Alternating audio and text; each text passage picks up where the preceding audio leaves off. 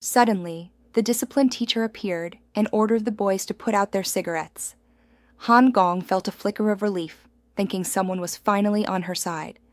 But instead, the teacher told her to quickly clear away the barrels because the vice principal was furious. An inspection team had shown up unannounced. As she struggled to carry the barrels, a male student stepped in to help. "I'm Park Gun-hook," he introduced himself. "Wouldn't it be better if the inspectors saw all these cigarette butts?"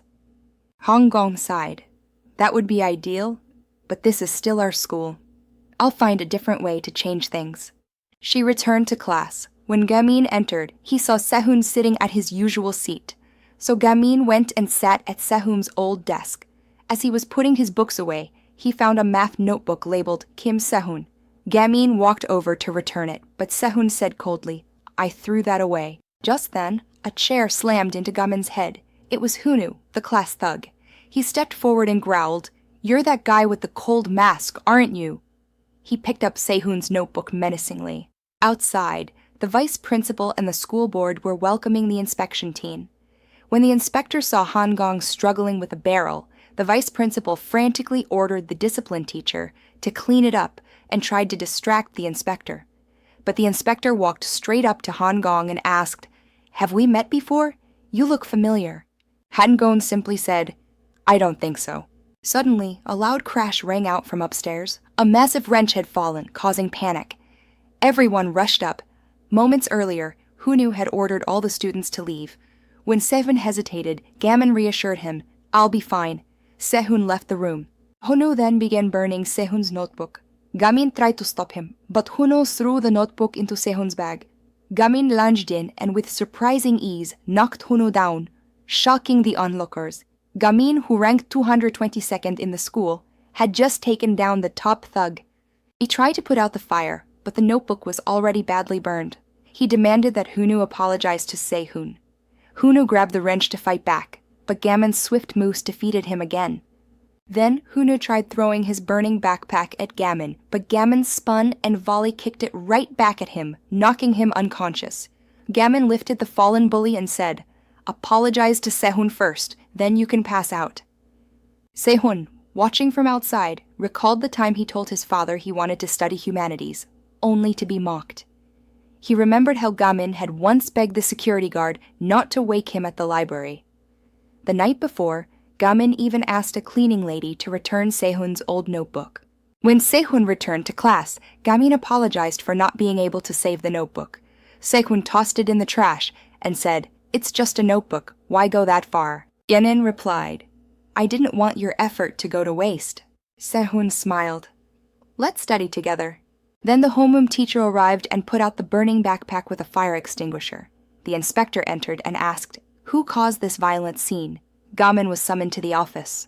Sehun followed, handed Ga-min his broken glasses, and said, "Thanks, team leader, for saving me."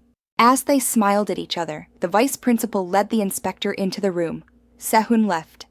As he walked away, all the boys in the hallway moved aside, not for Sehun, but to make way for 3 infamous school thugs.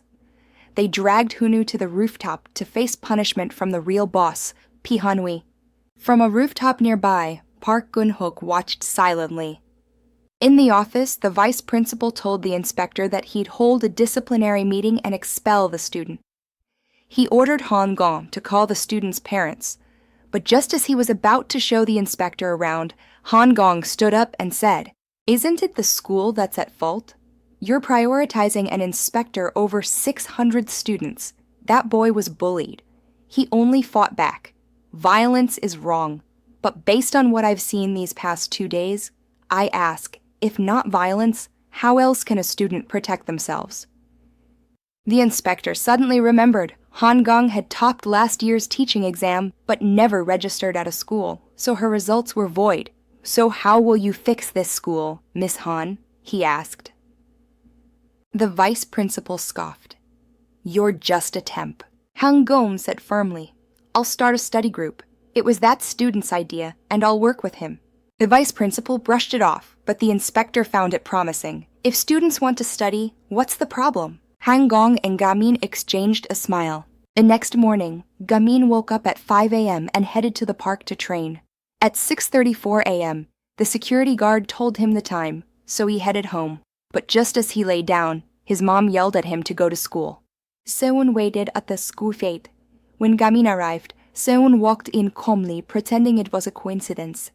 The vice principal told Han-gong that if the study group plan failed, her contract would be terminated.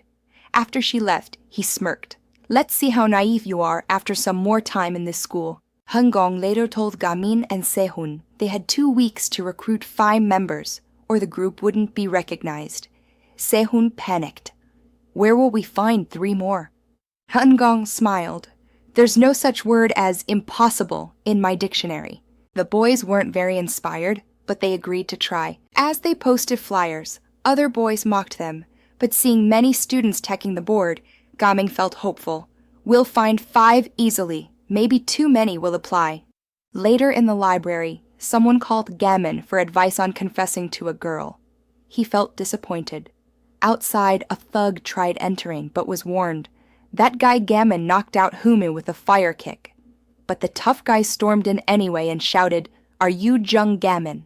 Ga-min welcomed him, thinking he wanted to join. The thug attacked, but Ga-min dodged and searched for a new application form.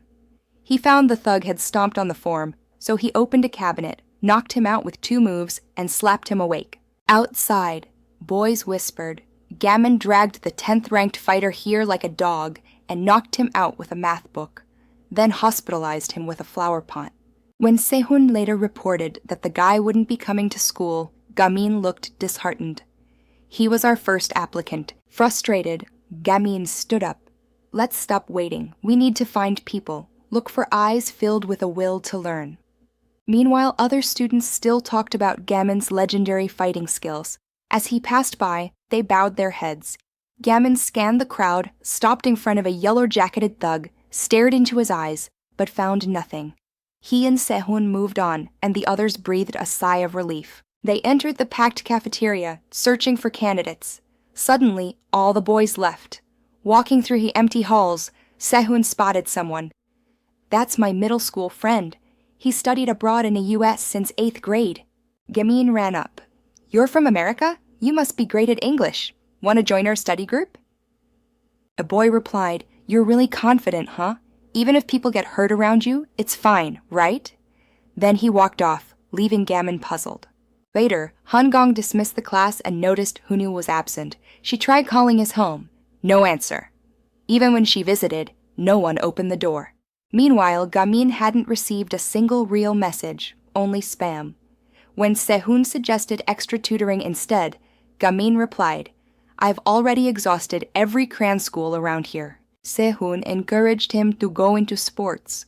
But Ga-min explained, "I only work out to stay healthy, so I can study better." When the door opened, Ga-min stood up, hoping for a new recruit, but it was just Han-gong. She invited them out for fresh air. They visited a bookstore. Han-gong showed them books, but Ga-min looked disinterested, until he went to the pen counter and carefully picked out a few pens. When Sehun approached, Ga-min quickly hid the book he was reading. Afterward, their teacher treated them to a big meal. For dessert, they chose ice cream. Han-gong asked, "Why did you buy so many pens?" Ga-min explained each one's purpose, how different pens helped him study better, even improved his memory. When Sehun said he only used cheap pens, Ga-min, the pen master, immediately added it to his collection.